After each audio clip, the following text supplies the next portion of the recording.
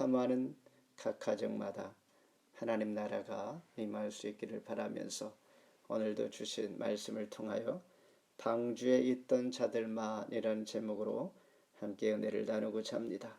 노아는 480세부터 방주를 짓기 시작합니다. 그러니 오늘 말씀에서 600세가 되었으니 120년간 방주를 지은 것입니다. 그리고 그는 500세부터 셈, 함, 야벳이란 세 아들을 낳기 시작합니다. 인간의 타락으로 말미암아 오늘 본문은 노아의 방주를 통하여 하나님은 심판을 예고하시며 또한 심판을 이기고 나아갈 수 있는 방법을 또한 제시하고 있는 것입니다. 먼저 모든 생물이 멸절하게 됩니다. 4절 우리 한 목소리로 또 한번 읽습니다. 4절 시작. 지금부터 7일이면 내가 40주야를 땅에 비를 내려 내가 지은 모든 생물을 지면에서 쓸어 버리리라. 하나님의 심판은 악에 대한 것입니다. 악인과 의인의 구별입니다. 대홍수의 심판은 죄악이 만연했기 때문이라 6장에서 말하고 있죠. 그리고 21절에서 생물이 다 죽었으니 곧 새와 가축과 들짐승과 땅에 기는 모든 것과 모든 사람이라. 결국은 생물이 다 죽었다는 것입니다. 방주 밖에 있는 동물과 사람 모두 죽은 것입니다. 오직 방주 안에 있는 사람과 동물만이 산 것이요, 하나님의 말씀은 그대로 하신 말씀대로 이루어질 뿐만 아니라 노아에게 이해할 수 없는 방주를 지키게 하신 하나님은 이미 죄가 만연되었을 때에 하나님께서 작정하시고 또한 노아를 통하여서 긴 세월 준비하게 하시는데 많은 시간을 또한 회개의 기회를 주셨다라는 것입니다. 뿐만 아니라 방주를 지키게 한 노아는 긴 세월 동안 인내하며 하나님 말씀에 준행한 것처럼 그의 믿음은 또한 대단한 것이죠. 세상에 가장 황당한 말 중에 예수 믿으면 구원 얻는다라는 말입니다. 믿지 않는 자들은 참으로 답답할 것입니다. 인간의 지식과 경험으로 우리는 설명할 수가 없습니다. 과학의 법칙도 아니라는 것이죠. 예수 믿으면 구원 받는다. 24절에 물이 150일을 땅에 넘쳤더라. 5살 동안 물이 넘쳤고 결론은 모두가 다 멸절했다는 것이며 하나님의 심판에서는 그 누구도 예외될 수가 없는 것입니다.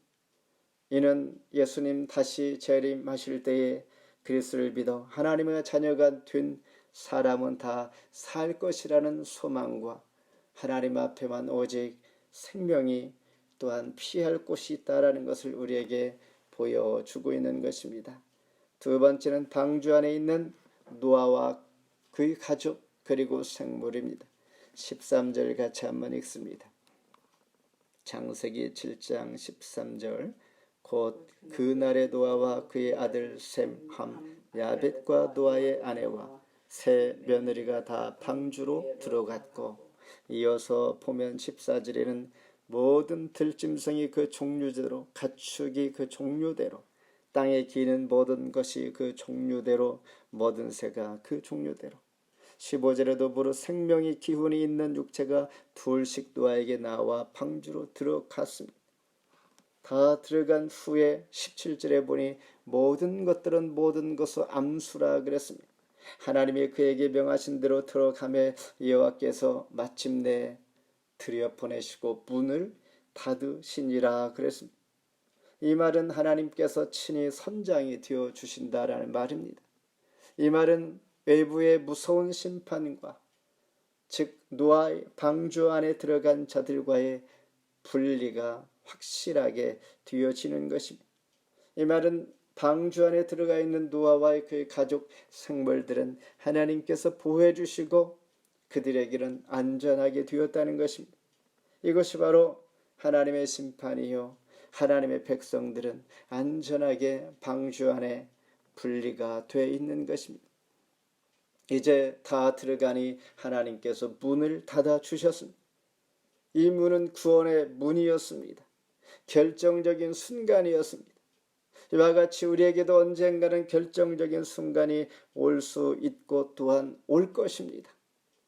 그런데 우리는 문이 닫히면 모든 것이 끝이 나므로 더 이상 아무것도 우리가 바랄 수가 없는 것처럼 교회는 문이 닫히기 전에 마음의 결단과 또한 결정의 순간이 되어야 한다라는 것입니다.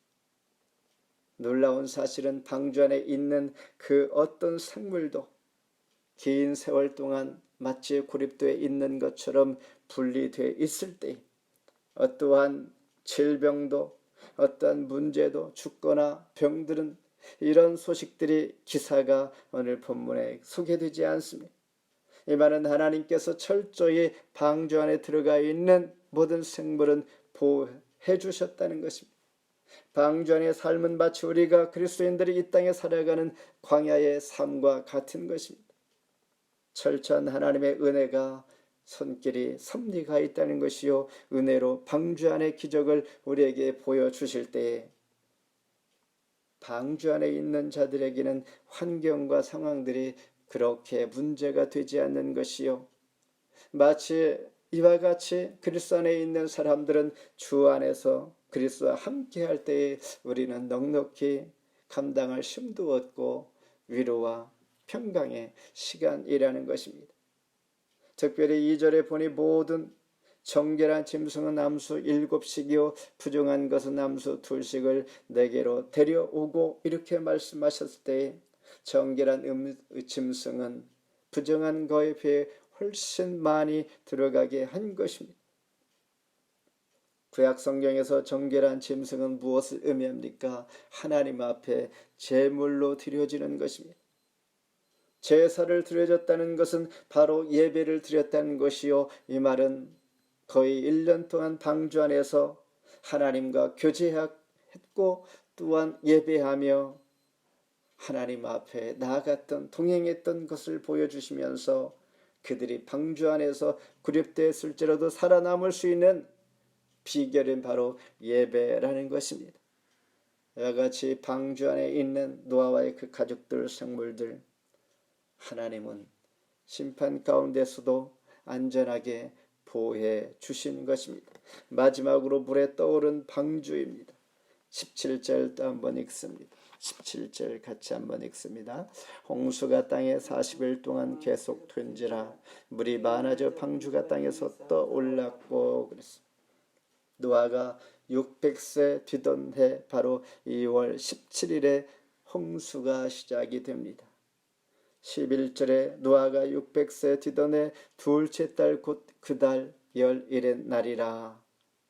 그리고 8장 13절에 보면 601년 첫째 달 곧 그달 초하룻날에 땅 위에서 물이 거친지라 그랬습니다. 노아의 가족은 배 안에서 1년 17일간 생활한 것입니다. 성경은 말합니다. 이렇게 노아의 방주 사건은 날짜가 정확히 기록되어 있는데 이는 신화나 전설이 아니고 틀림없는 역사적인 사실임을 확인시켜 주는 것입니다. 불과 40주야간 비가 땅에 내렸는데 이 40일간 비로 말미암아 땅에 덮였을까라는 것입니다. 그 땅뿐만 아니라 산 꼭대기 제일 높은 것을 기준하여서 다 덮였다는 것인데 17절에 보니 물이 많아졌습니다. 18절에도 물이 더 많아졌고 19절에도 물이 땅에 더욱 창일했다. 40주야가 내린 후에도 계속 물이 많아졌다는 것은 특별한 상황입니다. 이처럼 40일간만 내렸으나 물이 계속 넘쳤다는 것은 하나님의 특별한 역사하심으로 이 땅의 모든 생물들이 멸절하기까지 모든 지면의 것들이 덮인 것이요, 20절에 보니 물이 불어서 15큐빗이나 오르니 산들이 잠긴지라. 제일 높은 산을 기준으로 하여 15큐빗이면 약 7m가량이 더 물이 덮여 모든 생물들이 살 수 없는 상황이 돼 버렸다는 것입니다. 말씀을 맺습니다. 결론적인 말씀 23절입니다. 같이 한번 읽습니다. 지면에 보던 생물을 쓸어 버리시니 곧 사람과 가축과 기는 것과 공중의 새까지라. 이들은 땅에서 쓸어 버림을 당하였으니 오직 노아와 그와 함께 방주에 있던 자들만 남았더라. 아멘. 여기에서 남았더라라는 단어가 매우 중요합니다. 남은 자 사상, 렘넌트 성경에서 매우 중요하죠. 항상 하나님께서는 남겨두십니다. 이것이 전적인 하나님의 은혜입니다. 어떠한 심판 중에도 하나님은 노아와의 그 가정, 생물들을 남겨두셨는데 진노 중일지라도 하나님은 당신의 백성을 놓치지 아니하고 은혜를 베푸신다라는 것입니다. 그래서 6장 8절에 그러나 노아는 여호와께 은혜를 입었더라 말씀하시죠. 이 말은 누구든지 방주 안에 들어가면 구원을 얻게 되는 것이요. 홍수로 모든 것이 죽게 될지라도 방주 안에 있는 예수 그리스도 즉 예수 안에서 믿음으로 구원을 얻게 되는 것을 예표로 보여주십니다. 사도 바울은 고린도 교회에 이렇게 말합니다. 고린도후서 6장 2절에 이르시되 내가 은혜 베풀 때에 너에게 듣고 구원의 날에 너를 도왔다 하셨으니 보라 지금은 은혜 받을 만한 때요 보라 지금은 구원의 날이로다. 이제는 나의 신앙을 점검해 볼 때입니다. 정말 내가 예수를 믿는가라는 것입니다. 게다가 예수 믿는 것으로 만족하지 아니하고 하나님께서 분부하신 대로 말씀을 지켜 행하며 복음을 전하는 자로 이 땅을 살아가고 있는가? 하나님 부르시는 날은 순서가 없고 또한 내일 일은 우리가 알 수가 없는 것이요. 노아의 방주에 들어가지 않은 자들은 이러한 사건을 기대하고 예상하고 또한 믿었겠는가라는 것입니다. 전혀 믿지 않았을 것입니다. 그들이 정말 믿었다면 죽음 앞에 밖에 방주에 들어가지 않았겠는가라는 것입니다. 오늘 우리와 마찬가지입니다. 이 시대에 살아가는 저와 여러분도 하나님 말씀들이 정말 현실로 다가오며 내일 이런 일이 있다면 우리는 보고만 지날 것인가라는 것입니다. 우리는 지금 이 시간에 하나님께서 내 앞에 계시는 것으로 하나님 주시는 말씀이 현실로 다가온다는 확실한 신앙 안에서 내 자신을 돌아보면서 예수 믿는 것이 무엇이며 정말 내가 예수를 믿는가? 나의 신앙을 돌아볼 수 있는 그런 계기가 되기를 주의 이름으로 축원합니다. 기도하겠습니다. 하나님 감사합니다. 노아의